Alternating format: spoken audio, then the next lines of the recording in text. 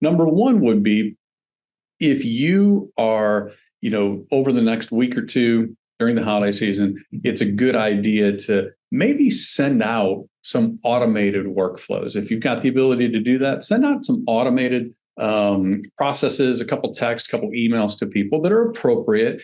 And at this time of the year, make sure that it's not asking for business. This is a time where your communication with people can be so impactful, past clients, centers of influence, even people that are in your lead follow-up for the next month or so. Just a nice note, recognizing that it's a great time of year and you want to stay in touch without asking for business can be really, really special to them. Okay. That's the key part, is we're not asking for business. The people that are responding, we want to keep them kind of set aside because they engaged with us. And in January and February, the next 60 days, then there will be a time where we can re-engage with them and maybe find out, okay, are you doing anything? Or that's that question that comes up that we can find out if there's a way that we can help them. But right now, we just want to let them know we're here as a resource. The second thing you can do is go through and stay engaged with the people that you know you're going to have good conversations with. So that could be your centers of influence, past clients. There's no reason you couldn't make a couple of calls over the next week or two just to stay in the real estate conversation. Doesn't mean you're going to probably turn around and be, making prospecting calls if you're off. If you are, that's great. But these calls for your centers of influence and past clients are just going to be a checking in with them. Hey, just wanted to reach out to you and let you know you're important to me.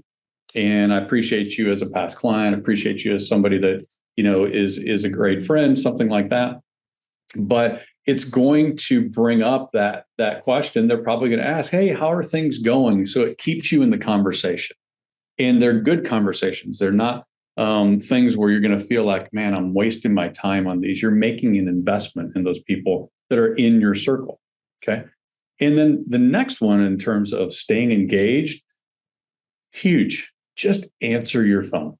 Over the next couple of months, for sure over the next few weeks, as the holidays approach, then you want to make sure that when that phone rings, if you are available and you're not in the middle of something, but you're not doing anything else, answer the phone. There's going to be so many people right now that are going to be motivated to do something. Maybe they're ready to write a contract. Maybe they're getting ready to list their property, and they're calling and they're getting people that are letting the phone go to voicemail, and they're actually not even returning voicemails.